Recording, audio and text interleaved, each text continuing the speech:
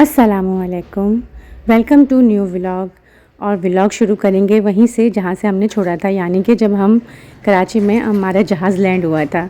यानी कि हम कराची पहुँच गए थे और रोशनियों का शहर जो नज़र ही आ रहा है, और सब घर पे इतनी ज़्यादा बेचैनी से इंतज़ार कर रहे थे, और इतना ज़्यादा टाइम तो बस घर पहुँच के ही सबसे मिलने मिलाने में लग गया। सभी देख के रो पड़े, छोटी बहन, मामू, बहनें सब बहुत ज़्यादा खुश हुईं।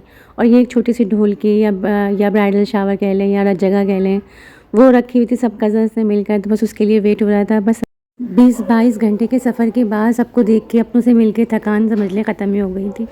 और ये अगला दिन था, और अगले दिन जो हमारा वेडिंग डे था, यकीन माने जो बारिश शुरू हुई है, यानी कि सब ये कहने लगे कि इस्लामाबाद वाला मौसम साथ लेकर आए। इतनी कोई तेज़ बारिश किसी तरह नहीं रुक रही थी, और यही लग रहा था कि किस तरह हॉल पहुँचेंगे, किस तरह से आज का फ़ंक्शन होगा।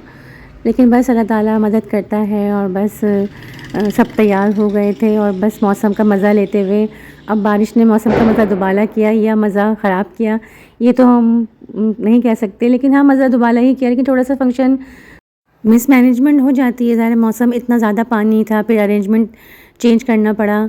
और ये जो मैंने सूट पहना हुआ था, ये मैं थोड़ा सा आपको बताऊँ, ये मैंने मन्नत क्लोथिंग से मंगाया था कराची में। ये सूट है ऑर्गेन्जा पे, और बहुत ही प्यारा सूट है। और आप इसको देखें, ये पूरा ऑर्गेन्जा की फ़्रॉक के साथ ऑर्गेन्जा ही का ही दुपट्टा है, और इसके साथ ब्लैक कलर का मैंने ट्राउज़र मैच किया था। और इसके साथ मैंने जो अपनी थोड़ी सी ज्वेलरी लेके आई थी गोल्डन कलर की, वो पहनी थी। बहुत ही प्यारा सूट लग रहा था, सबको बहुत ज़्यादा पसंद आया था। बारिश किसी तरह से भी रुकने का नाम नहीं ले रही थी, और इसी बारिश में इतना ज़्यादा मुश्किल हो रहा था आना। तो फिर हम लोग वहाँ तक तो पहुँच गए थे, हॉल तक, लेकिन हॉल से बाहर भी इतनी तेज़ बारिश थी, तो फिर बेचारे ये एक-एक को लेकर आ रहे थे गाड़ी में से उतार के, और फिर छोड़ रहे थे, इसलिए कि यहाँ पे बिल्कुल पानी बहुत ज़्यादा जमा था। गाड़ी भी यहाँ पे भी खड़ी करने की जगह नहीं हो रही थी, तो ये वहाँ से लेकर आते थे और सबको। और फिर देखें किस कदर बारिश हो रही है, हॉल पूरा खाली करना पड़ा, और सारा सीटिंग अरेंजमेंट फिर अंदर करना पड़ा।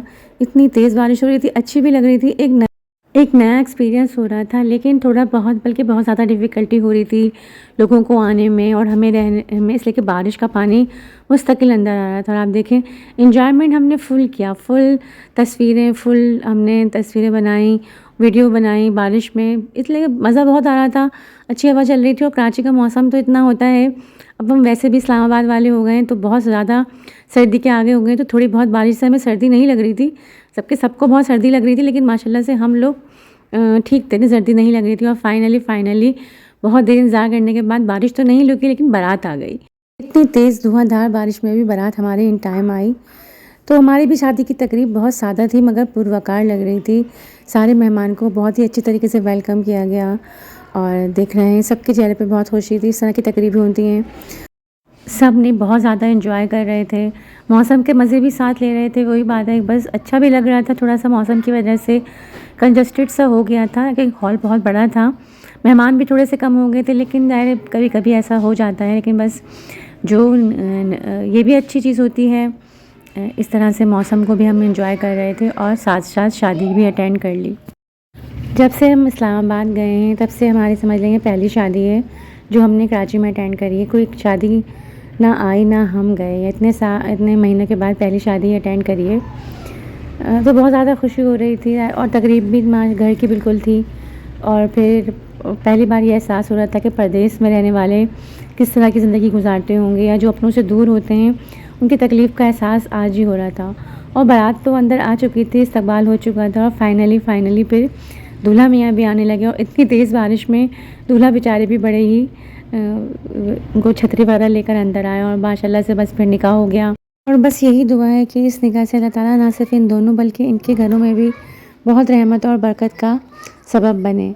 और देखिए, थोड़ी थोड़ी सी बारिश रुक गई थी, और खाना लगाने लगा था, लेकिन अभी खाना लगा ही था कि दोबारा से ही रिमझिम बरसने लगी। यानी कि आज तो रिमझिम ने ना रुकने का सोचा हुआ था। और देखिए, मगर ये बहुत अच्छा बात हुई, ज़बरदस्त किस्म के गोला कबाब, कचौरी, जो हमारा मेन्यू था ना, वो फुल बारिश का था, यानी कि ज़बरदस्त किस्म का। और ये ज़बरदस्त किस्म के पूरी पराठे हैं।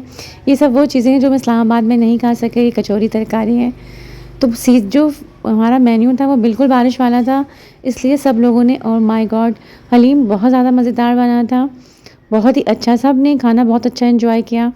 और ये हमारे दही फुल्कियाँ हैं, और ये मीठी दही फुल्कियाँ होती हैं, ये बहुत ज़्यादा पसंद होती हैं, सबको बहुत अच्छी लगती हैं। और आखिर में आते हैं हमारे गुलाब जामुन, और इसके साथ बीच-बीच में चटनियाँ भी थीं, सलाद भी था, रायता भी था, ज़बरदस्त किस्म की चटनियाँ, और ये हमारा सलाद था। मेन्यू हमारा फुल था। और जी, ये तो मैं कश्मीरी चाय तो मैं भूल ही गई। ज़बरदस्त किस्म की कश्मीरी चाय भी थी मेन्यू में, जो इस मौसम में तो बस लाजवाब ही थी, जो बहुत ज़बरदस्त किस्म की एंजॉय की गई। बस दुआओं में दुल्हन को रुखसत कर दिया और फिर हम लोग घर आ गए। बहुत थके हुए थे, सफ़र की थकान भी थी, लेकिन इसके बावजूद बातें करते-करते, और बारिश तो रुकने का नाम ही नहीं ले रही थी, जो अगले दिन तक भी पूरी रात ही होती रही। और ये अगला दिन है, सब ने मिल के गोलगप्पे एंजॉय किया, और ये वलीमे का खाना है। वलीमे तक मौसम बाहर बहुत बेहतर हो चुका था और हमारी दुल्हन दूल्हा बहुत खुश लग रहे थे, और वलीमे का खाना भी बहुत अच्छा था बारात की तरह, और हमने बहुत एंजॉय किया। और वलीमे से वापसी पे भाई भाभी की एनिवर्सरी थी, वहाँ इस्लामाबाद में रह के हम ये छोटी-छोटी खुशियों से बहुत ज़्यादा वो हो जाते हैं, लेकिन माशाल्लाह से भाई केक लेकर आ गए थे। सरप्राइज़ दिया था भाभी को, और सब ने मिलकर केक काटा, उनको विश किया, उनको दुआएँ दी। बस एक छोटा-सा व्लॉग बनाया है, ज़रूर लाइक करना है, शेयर करना है। कराची में जहाँ-जहाँ घूमेंगे आप मेरे साथ रहेंगे, मेरे साथ ही एंजॉय करना है। मैं अपने सफ़र को यादगार बनाऊँगी, बहुत सारी यादें लेकर इस्लामाबाद वापस जाऊँगी, और इस सफ़र में आप मेरे साथ रहेंगे, और मिलकर हम अपने सफ़र को यादगार बनाएँगे। बस चैनल को लाइक करना है, शेयर करना है, बेल आइकन को ज़रूर प्रेस करना है, ताकि मेरी हर न्यू आने वाली वीडियो को आपको नोटिफ़िकेशन मिल जाए। अपना बहुत सारा ख़्याल रखें, और मुझे हमेशा अपनी दुआओं में याद रखें। इट्स माय साइड के साथ, क्योंकि no wrong no right, it's my side.